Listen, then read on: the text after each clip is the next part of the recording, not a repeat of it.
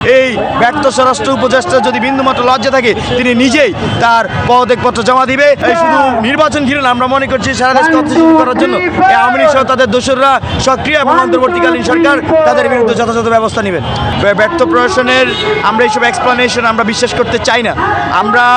আমরা তার কাজে ফলাফল দেখতে চাই। প্রথমত আমরা এই ব্যর্থ প্রশাসনের যে এক্সপ্লানেশন সেটা আমরা বিশ্বাস করতে চাই না। দ্বিতীয়ত আমরা আমাদের আজকে যে ব্লকেট কর্মসূচি ঘোষণা করেছি সেটি যেমন জনমত আদায়ের কর্মসূচি, পাশাপাশি এই স্বরাষ্ট্র উপদেষ্টা যে ব্যর্থ হয়েছে সেটা আমরা মাঠেও প্রমাণ করতে চাই। আর আমরা আমাদের এই ব্লকেট কর্মসূচি দিনব্যাপী চলবে এবং কর্মসূচি শেষে আমরা আমাদের পরবর্তী কর্মসূচি জানাবো। আমরা আশাবাদী অন্তর্বর্তীকালীন সরকার খুব দ্রুতই এই বিষয়ে সিদ্ধান্ত গ্রহণ করবে। এখানে আমরা তো বললাম যে এই যে প্রশাসন ব্যর্থ প্রশাসনের আমরা এইসব এক্সপ্লানেশন আমরা বিশ্বাস করতে চাই না। আমরা তার কাজে ফলাফল দেখতে চাই। যদি তারা দেশেই থাকে তাহলে কেন আসলে এই প্রশাসন ব্যর্থ হচ্ছে সেই প্রশ্ন আমরা তাদের কাছে। আমাদের যে দাবি সেটি হচ্ছে মূল যে দাবিটি, আমাদের 1 নম্বর দাবি হচ্ছে যারা এই হামলার সাথে জড়িত ছিল, সন্ত্রাসী কর্মকাণ্ডের সাথে জড়িত ছিল তাদেরকে গ্রেপ্তার করা। আমাদের দ্বিতীয় দাবিটি হচ্ছে ইতোমধ্যে এই স্বরাষ্ট্র উপদেষ্টা ব্যর্থ হয়েছে, আমরা তার পদত্যাগ দাবি করেছি। আমরা আমাদের যে ব্লকেট কর্মসূচি সেটি আমরা আজকে দিনব্যাপী চালিয়ে যাব।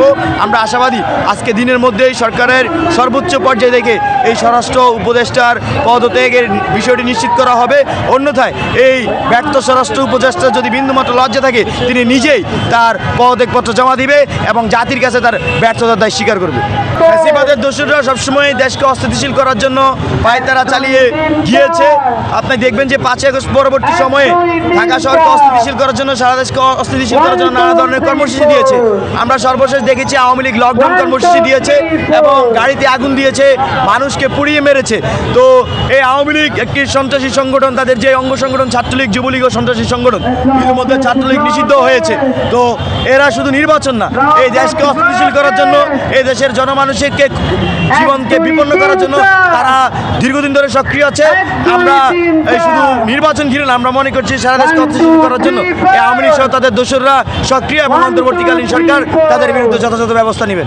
আমাদের কর্মসূচি আমরা এই আজকের যে কর্মসূচি শেষ করার পরে আমরা ঘোষণা করব। তবে আপনারা এইটুকু নিশ্চিত থাকবেন যে আমরা যেহেতু রাস্তায় নেমেছি, আমরা কঠোর কর্মসূচির মধ্যে দিয়ে যাব এবং যেই কোনো মূল্যে এই স্বরাষ্ট্র উপদেষ্টার পদত্যাগ নিশ্চিত করে আমরা ছাড়ব।